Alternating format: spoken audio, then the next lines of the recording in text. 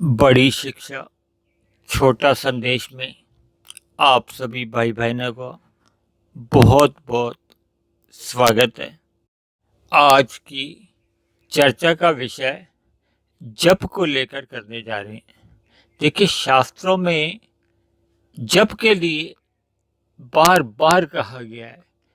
इसके पीछे एक ही कारण है कि मनुष्य परमात्मा से जुड़ जाए, क्योंकि मनुष्य जोनी पाकर अक्सर एक साधारण मनुष्य 5 विषयों की प्राप्ति के लिए ही अपनी सारी भागदौड़ करता ही रहता है।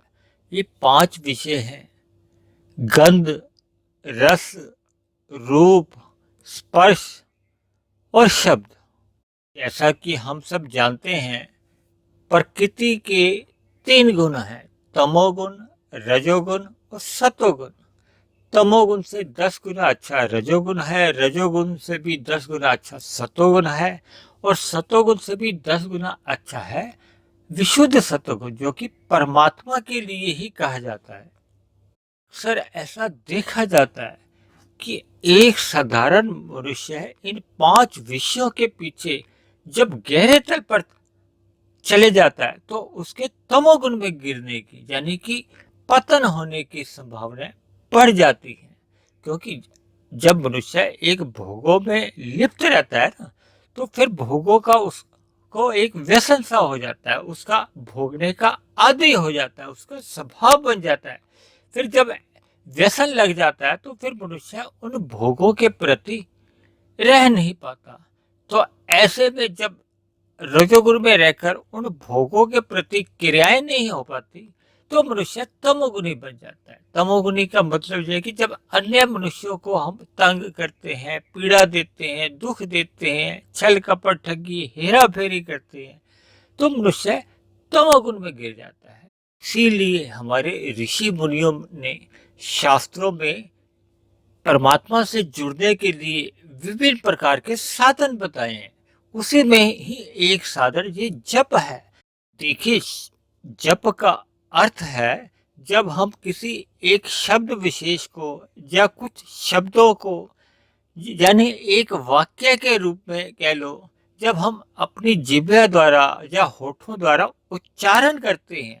देखिए, उच्चारण करने में मनुष्य की आवाज थोड़ी सी ऊंची भी हो सकती है, मध्यम भी हो सकती है, थोड़ी धीमी भी हो सकती है, क्योंकि मनुष्य के 3 शरीर होते हैं: स्थूल शरीर, सूक्ष्म शरीर और कारण शरीर। आत्मा और परमात्मा तो आप सब जानते ही हैं। देखिए, स्थूल शरीर, ये जो हम तन द्वारा जब हम उच्चारण करते हैं ना, यानी जिह्वा द्वारा जब हम उच्चारण करते हैं शब्दों का, तो ये जब हमारा तन के स्तर पर ही रहता है। यानी कि आरंभ में जब हम अपने होठों से केवल इसका उच्चारण करते हैं तो ये हमारा एक तन के स्तर पर ही उच्चारण बना रहता है। अक्सर ऐसे उच्चारण में मन शामिल आंशिक रूप से ही होता है, पूर्ण रूप से मन शामिल होता नहीं है। आरंभ में अक्सर ऐसा देखा जाता है कि साधारण मनुष्यों का आरंभिक जो जप है वो इसी तन के स्तर पर ही आरंभ होता है। देखिए, तन के स्तर पर जप करने का एक ही लाभ है कि धीरे धीरे मनुष्य का जो ध्यान इधर उधर भोगों में भटकता रहता है ना, वो थोड़ा सा कम भटकना शुरू होता है आरंभ में। फिर धीरे धीरे उस जप पर ही मन केंद्रित होना शुरू हो जाता है। यानी जो मन आंशिक लगा होता है आरंभ में, वो धीरे धीरे फिर मन उस पर केंद्रित होने की वजह कारण मन अधिक शामिल होने लगता है। देखिए, ऐसा तभी ही संभव हो पाता है जब हम बोले गए शब्दों का अर्थ भी जाने और हमारी भावनाएं भी। देखिए, हमारी जब तक भावनाएं नहीं जुड़ती ना, तो फिर हमारा मन केंद्रित नहीं हो पाता। यानी हमें बोले गए शब्दों का अर्थ भी मालूम होना चाहिए और परमात्मा के प्रति हमारी भावनाएं भी जुड़ जानी चाहिए। तब हमारा जप तन से आगे निकल आता है मन की ओर। यानी कि अब हमारा मन 100% धीरे धीरे उसमें लगना आरंभ हो जाता है। देखिए, जब तक मन लगता नहीं है ना, तब तक हमारा तन के स्तर पर ही जप बना रहता है और अक्सर ऐसा तन के स्तर पर बने रहने से देखिए एक अभ्यास अवश्य हो जाता है, लेकिन मनुष्य का ये जप फिर एक यंत्र के रूप में चलता रहता है। यानी तब हमारा जप एक स्थूल शरीर की क्रिया तक ही सीमित रहता है। देखिए जब तक हमारा मन शामिल नहीं होता, हमारे भावनाएं शामिल नहीं होती, तब तक हमारा सूक्ष्म शरीर उसके साथ सम्मिलित नहीं हो पाता है। सूक्ष्म शरीर को ही मन बुद्धि भी कहते हैं।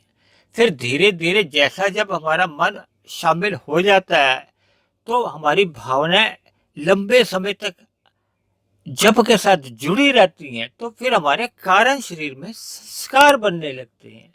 आरंभ में ये संस्कार अस्थायी होते हैं, कभी हल्के से बन गए, फिर थोड़े कमजोर पड़ जाते हैं, लेकिन जैसे जैसे ये हमारा मन के स्तर पर जब कारण शरीर में हमारे संस्कार मजबूत हो जाते हैं, यानी कि स्थायी बन जाते हैं, फिर हमारा जो जप है वो आत्मा के स्तर पर आ जाता है। आत्मा के स्तर पर होने वाला जप ही, जिसको एक साधारण भाषा में लोग अजपा भी कह देते हैं, यानी कि उसके लिए फिर मनुष्य को प्रयत्न नहीं करना होता। देखिए जब हम स्थूल शरीर के स्तर पर तन द्वारा, होठों द्वारा जप करते हैं तो उसमें हमारी अधिक मेहनत होती है। फिर जैसे जैसे हमारे भावनाएं जुड़ जाती हैं तो ये मन के स्तर पर हो जाता है। तब तन के तुलना में फिर मन के स्तर पर हमारा जो अभ्यास है अधिक होने से फिर हमारी मेहनत कम हो जाती है। लेकिन जैसे जैसे जब हमारे संस्कार कारण शरीर में बन जाते हैं, तब हमारा आत्मा के स्तर पर जो जप आरंभ होता है, फिर वो जो जप चलता रहता है ना, उसी को ही शास्त्रों में अजपा जप भी कहा जाता है। यानी उस प्रकार के जप के लिए फिर हमें कोई एक विशेष मेहनत नहीं, वो एक स्वभाव में आ जाती है, हमारे व्यवहार में आ जाता है जप। दूसरे शब्दों में आप यूं भी समझ सकते हो कि परमात्मा की स्मृति सदा ही बनी रहती है। सोते समय, जागते समय। अब आप कहोगे कि सोते समय ये हमारा अजपा जप कैसे चलता है? ठीक है, सोते समय का अर्थ ये है कि सोने के बीच में अगर मनुष्य उठ भी जाता है ना, जैसे तब भी उसकी परमात्मा की स्मृति अगर बनी हुई है उस क्षण में भी। देखिए मनुष्य एक लघु शंका के लिए या किसी कारणवश पानी पीने के लिए या किसी भी कारण से जब बीच में सोते समय उठ जाता है ना, अगर उस क्षण में भी परमात्मा की स्मृति आपकी बनी हुई है, यानी कि अजपा जप आपका चल रहा है। और दूसरी ओर जागृत अवस्था में हमारी दिनचर्या या हमारा व्यवहार या हमारे कर्तव्यों का जो पालन भी एक सामान्य रूप से तो रहना ही चाहिए, ताकि अन्य लोगों के लिए या अन्य जीवों के लिए किसी भी प्रकार की बाधा ना उत्पन्न हो। यानी अन्य जीवों को भी कष्ट नहीं होना चाहिए। यानी दूसरे आसान शब्दों में परमात्मा से हमारी प्रीति, स्मृति, याद सदा ही बनी रहनी चाहिए। देखिए मेरा ऐसा मानना है कि तन के स्तर पर होने वाला जप हमें 1% लाभ देता है। मन के स्तर पर अगर जप आरंभ हो गया तो 10% लाभ मिलेगा, और अगर आत्मा के स्तर पर या अजपा जप बन गया है तो हमारा लाभ 100% यानी कि 100% हमें लाभ इसका मिलता है। यानी कि हमारी आध्यात्मिक उन्नति बहुत ही तीव्र गति से होने आरंभ हो जाती है। हम सभी मनुष्यों की परमात्मा से सदा स्मृति बनी रहे, परमात्मा से सदा प्रीति बनी रहे, इसलिए हमें मिले हुए जीवन में सदा ही सतोगुनी अवस्था में रहना चाहिए, यानी कि सत्संग करते रहना चाहिए, ताकि हमारे जीवन में क्षण भर के लिए भी कुसंग की स्थिति नहीं आने पाए। तो इन्हीं शब्दों के साथ आज की चर्चा को हम यही विश्राम देते हैं। आप किसी भाई बहन का कोई प्रश्न हो, कोई बात समझ में नहीं आई हो, तो आप नीचे दिए गए कमेंट्स बॉक्स में अपना प्रश्न लिख सकते हैं। तो आज की चर्चा को हम यहीं समाप्त करते हैं। कल फिर मिलते हैं एक नए विषय को लेकर, एक नए संदेश के साथ।